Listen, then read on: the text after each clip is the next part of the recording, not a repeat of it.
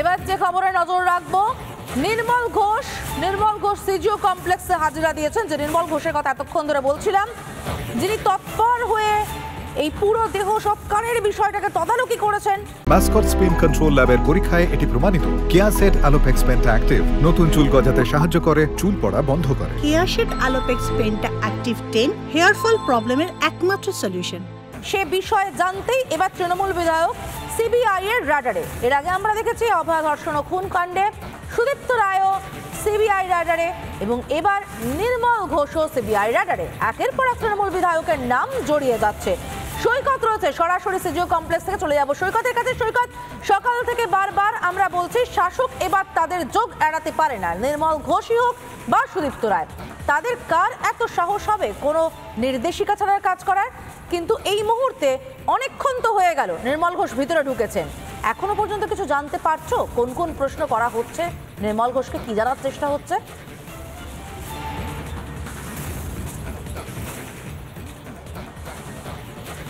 দেখো, মূলত নির্মল ঘোষকে যে বিষয়টি নিয়ে সিবিআই আধিকারিকরা আজকে জিজ্ঞাসাবাদ করতে পারেন সেটা হলো এই অভয়ার মৃতদেহ তড়িঘড়ি সৎকার করা হলো কেন, এবং যে এই মৃতদেহ সৎকারের সময় যে একটি ভিডিও সামনে এসেছিল সেই ভিডিওতে কিন্তু দেখা গেছিল যে শ্মশানে তার ক্রেমেশন হয়েছিল, সৎকার হয়েছিল, সেখানে কিন্তু নির্মল ঘোষের উপস্থিতি দেখতে পাওয়া গেছিল। শুধু তাই নয়, 9ই আগস্ট সকালবেলায় আরজিকর হসপিটালের অ্যাডমিনিস্ট্রেটিভ ব্লকে নির্মল ঘোষ গিয়েছিলেন, এবং তিনি যখন গিয়েছিলেন তখন কিন্তু সন্দীপ ঘোষও উপস্থিত ছিলেন। সিবিআই আধিকারিকরা তদন্তে নেমে বারংবার একটা কথাই জানিয়েছেন যে অভিজিৎ মণ্ডল এবং সন্দীপ ঘোষ এই দুজনকে এই খুন এবং ধর্ষণের মামলায় গ্রেপ্তারের অন্যতম কারণ হচ্ছে প্রমাণ লোপাট করা। পরিবারের দ্বিতীয় পোস্টমর্টেমের দাবি একেবারে উড়িয়ে দিয়ে তড়িঘড়ি মৃতদেহ সৎকার করার কাজে এই দুজনের গুরুত্বপূর্ণ ভূমিকা ছিল। তাহলে এই মৃতদেহ সৎকার করা এবং টোটাল প্রসেসটা মেনটেন করা, এই ক্ষেত্রে নির্মল ঘোষের যোগ যেটা উঠে এসেছে। এমনকি শ্মশানে যখন অভয়াকে সৎকার করা হয়, মৃতদেহ নিয়ে যাওয়া হয়, সেই সময় নির্মল ঘোষের উপস্থিতিও সামনে এসেছে। তাহলে অ্যাডমিনিস্ট্রেটিভ ব্লকে যখন সন্দীপ ঘোষ ছিলেন তখনই নির্মল ঘোষ গেলেন, তারপরে পোস্টমর্টেমের পরেই এই ঘটনা, মৃতদেহ পুড়িয়ে দেওয়া হলো। তাহলে কি সকালবেলাতেই নির্মল ঘোষ সন্দীপ ঘোষের সঙ্গে বৈঠক করে এই বিষয়টা স্থির করে ফেলেছিলেন? সেখানেই অর্থাৎ আরজিকরের অ্যাডমিনিস্ট্রেটিভ ব্লকেই কি এক প্রকার নিশ্চিত হয়ে যায় বা স্থির হয়ে যায় যে তড়িঘড়ি পোস্টমর্টেম, সেটা বিকেল 4টের পরে হলেও পোস্টমর্টেম করে তড়িঘড়ি মৃতদেহটাকে পুড়িয়ে দেওয়া, যাতে প্রমাণ লোপাট তো পরের কথা, গোটা প্রমাণটাই বলতে গেলে কার্যত উধাও হয়ে যায়। এই বিষয়গুলো নিয়েই কিন্তু আজকে নির্মল ঘোষকে জিজ্ঞাসাবাদ করা হচ্ছে। সিবিআই অন্তত এই বিষয়টাই জানতে চায় যে কার নির্দেশে বা কেন এত তড়িঘড়ি তার মৃতদেহ পুড়িয়ে দেওয়া হলো। যখন পরিবারের তরফ থেকে দ্বিতীয়বার পোস্টমর্টেমের দাবি করা হয়েছিল, পরিবার যখন বলছে, কারণ যে কোনো মৃতদেহ পোস্টমর্টেম করার পরে পরিবারের কাছে হ্যান্ডওভার করা হয়, কিন্তু পরিবারের দ্বিতীয় পোস্টমর্টেমের দাবি কার্যত উড়িয়ে দিয়ে তড়িঘড়ি মৃতদেহ পুড়িয়ে দেওয়ার কারণ কি? ঠিক, ধন্যবাদ সৈকত।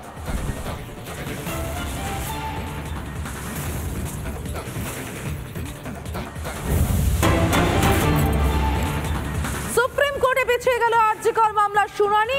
27শে সেপ্টেম্বর নয়, 30শে সেপ্টেম্বর হবে শুনানি। এবং কেন শুনানি পিছিয়ে গেল? কারণ রাজ্যের তরফে সুপ্রিম কোর্টে শুনানি পিছানোর আবেদন করা হয়েছিল। প্রধান বিচারপতি সব পক্ষকে বিষয়টি জানিয়ে যে ফের দৃষ্টি আকর্ষণ করার নির্দেশ দেন, সেই মর্মেই আজ আবেদন জানিয়েছিলেন রাজ্যের আইনজীবী।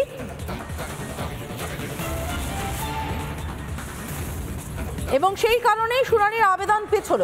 আমরা দেখেছি এর আগে সুপ্রিম কোর্টে বারবার কপিল সিব্বলকে হয় কাগজ হাতড়াতে অথবা দেখেছি বিভিন্ন প্রশ্নের উত্তরে কার্যত তথ্যই খুঁজে না পেয়ে পরে জানাবো এটা হয়নি সেটা হয়নি বলতে রাজ্যকে প্রস্তুত নয়। আমাদের সঙ্গে আইনজীবী কৌস্তব বাগচি রয়েছেন। কৌস্তব, রাজ্য যে আদতে প্রস্তুত নয় এই মামলা মোকাবিলা করতে, কপিল সিব্বলের বারবার দেখেছি আমরা হয় কোনো কাগজ হাতড়াচ্ছেন, নথি খুঁজে পাচ্ছেন না, অথবা বলছেন হুজুর পরে আমরা জানাবো বিষয়টি, আমি জেনে জানাবো।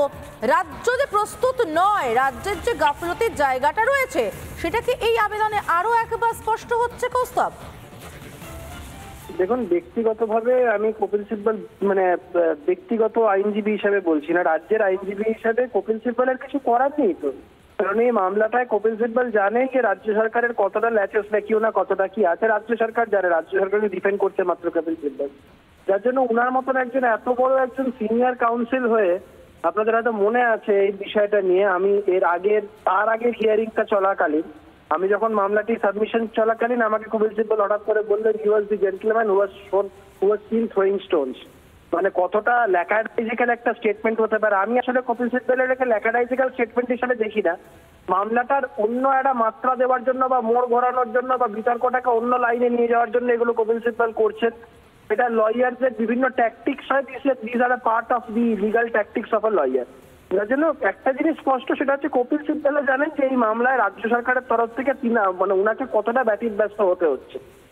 এখানে আলাদা করে বলার কিছু নেই, কারণ রাজ্য সরকারের তো যা অভিসন্ধি আমরা তো সবাই জানি, এভিডেন্স ট্যাম্পার করা থেকে সমস্ত তদন্তটাকে মানে বিপথে চালনা করা, তো সেটাই সুপ্রিম কোর্টের কাছে রাজ্য সরকারের যে ভূমিকাটা সেটা একদম সবার কাছে স্পষ্ট হয়ে যাচ্ছে দিনের পর দিন।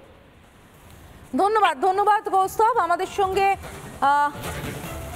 কৌস্তব কথা বললেন এবং সম্ভবত আচ্ছা, আমরা লকেট চট্টোপাধ্যায়ের প্রতিক্রিয়া পেয়ে গিয়েছি, আমরা লকেট চট্টোপাধ্যায়ের প্রতিক্রিয়া শুনে নেব।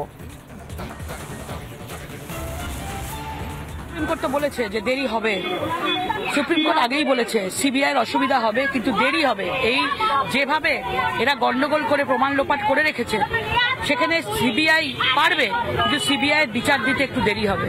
সুতরাং আমরা পুরোপুরিভাবে ভরসা রেখেছি সিবিআইয়ের ওপরে, সুপ্রিম কোর্টের ওপরে। বিচার আমরা পাবই।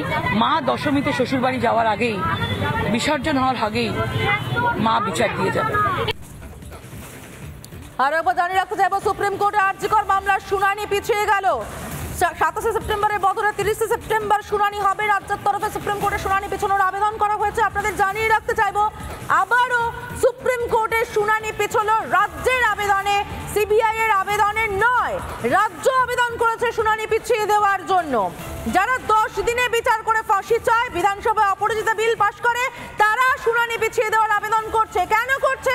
কারণ রাজ্যের তরফে ফাঁকটা সুস্পষ্ট হয়েছে বারে বারে সুপ্রিম কোর্টে। কপিল সিব্বল কখনো কাগজ হাতড়েছেন, কখনো উত্তর হাতড়েছেন। এখনো যে রাজ্য প্রস্তুত নয় এই মামলা নিয়ে, সেটা স্পষ্ট।